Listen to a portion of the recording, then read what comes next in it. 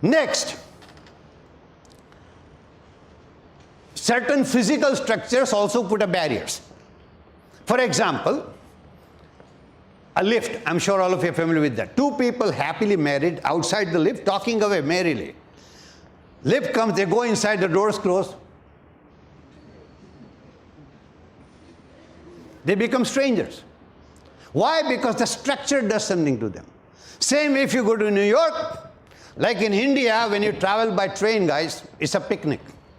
I'm sure you experienced. People sing bhajans in there, people chop vegetables, people play cards. In America, when you travel in New York by subway, nobody talks.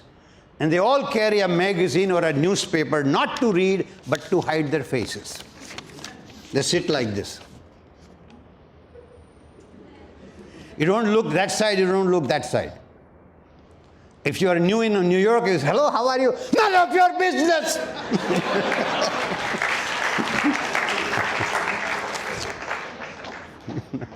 You get killed. You could get killed. If you think about it, it's not your business how easy. Think about it. So the point is, there are structures and there are cultural issues that you have to take into account when communicating. And communication is bad enough.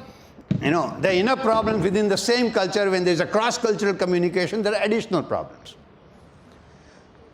3 brilliant software engineers from India were sent back from America because of their habit. Indians, one of the greatest Indian pastime is, you know what it is? We dig our nose. We look at the findings of our excavation. We examine it, then we flick it. Hello, how are you?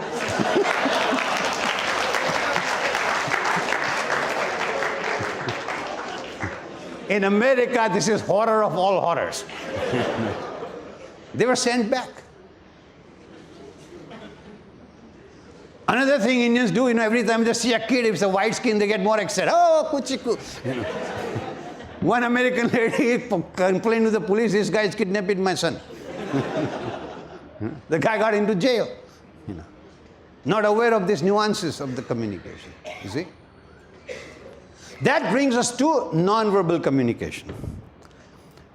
Non-verbal communication, ladies and gentlemen, have 4 major components. Voice, eye contact, gestures, postures. Voice, eye contact, gestures, and postures. The research in the field about 80 years old, but examples in different cultures have been available for thousands of years. Like in China, when the criminals were interrogated, they were supposed to keep a fistful of rice in their mouth. And once the interrogation was over, they were supposed to spit out the rice.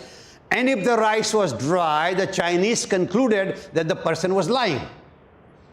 Because Chinese believe that when you lie, your saliva dries out. You see? This is one of the methods they did. And if you look at today there's a machine called polygraph, which is a lie detector. Operates on a similar principle. It has 3 major parameters: your respiratory rate, your breathing that is, your autonomic nervous system, that's your pulse rate and heartbeat, and then your perspiration.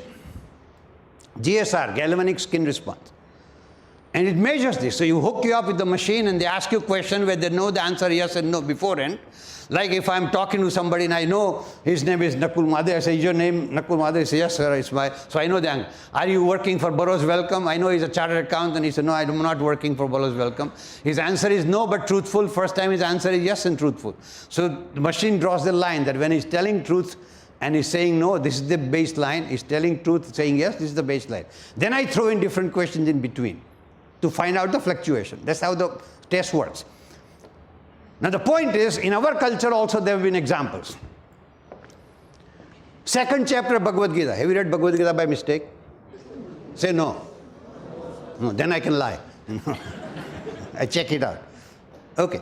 2nd chapter, Sankhya Yoga. Verse 54. In this chapter, Krishna is talking about man of steady wisdom, Sthita Prajna. Lord Krishna is talking about men of study wisdom. So Arjuna is asking him a question in this sloka. He says, Sthita pragnasya ka vasha samadhistasya keshvaha sthitadi kim prabhasheta kimasita vrajeta kim. You've been telling about this man of study wisdom. Oh Lord, please tell me, how would I identify him? Ka vasha, how does he communicate? What's his language? Kimasita, how does he sit? Vrajeta kim, how does he walk?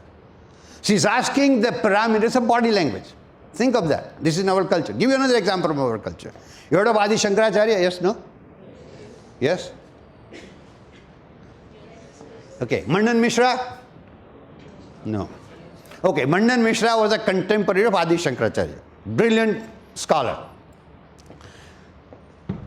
Adi Shankaracharya had to challenge him to Shastrartha, which is a scriptural debate, which was a tradition that you have to win this to become Mahapandit.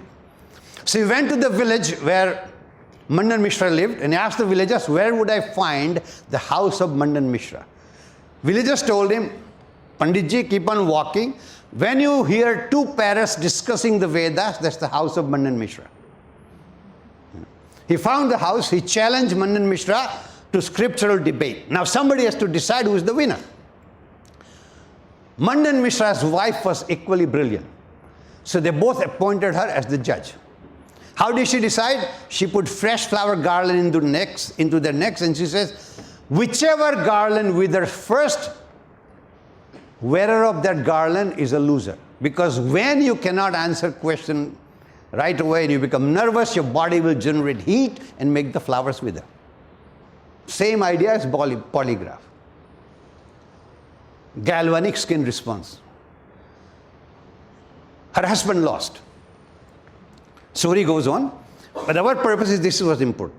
The point is there are 4 components in body language. Now we have systematic study done. We still don't have a systematic all-comprehensive theory, but you have a lot of excellent data to come up with a lot of conclusions. As a matter of fact, right now on American television, there's a serial going, Lie to Me. I recommend you see it. It's fascinating. Lie to Me, that's the name of a serial which is based on this research. 4 components. Eye contact is one. What is the purpose of eye contact? There are 3 purposes of eye contact. One, when you look at people, they feel included in what you are saying. For example, if my entire talk I look at this gentleman sitting here, whom I know, Mr. Venugopal, I look at Mr. Venugopal and keep talking to him, he will tell me, take him to a restaurant, we go home. Why you talk to him? So you feel excluded, you don't feel included. So that's one purpose. Second purpose, when you look at people, it gives you online feedback. You realize whether they're listening, whether they're bored, whether they have a question in their mind, whether they look confused. It gives you a lot of non-verbal feedback. 3, it allows less time for their mind to wander. It allows less time for them, because people, if you're speaking too slow, people start thinking of other things because it gives them time to wander.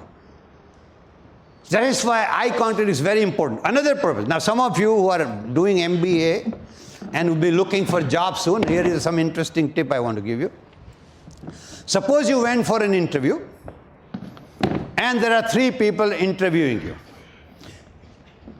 One person sitting in the middle is asking the questions. You are here, there are 3 people committee here interviewing you. I am asking you a question, you are answering. The tendency is that when you answer, you generally look at the person who asked the question. That's the general tendency. Person sitting on this side, he's sitting listening, his arm in on this guy's chair. What does it tell you? That this guy is the boss. Why? Because he's occupying more territory. See, non-verbal communication, the more space you have, the bigger the boss you are. You go to any office, bigger the boss. True or not? Yeah. They require space. So if his arm is over here, you have to recognize that this guy is paid to ask question. He's the one who's going to give you a job. So you got to convince this guy. So you must make eye contact with this person also. You recognize that. So these are the issues that you have to think about when you think of body language. Now, as I said, in body language there are two kinds of gestures. One is gestures which are common to all cultures, and then there are gestures which are unique to a given culture.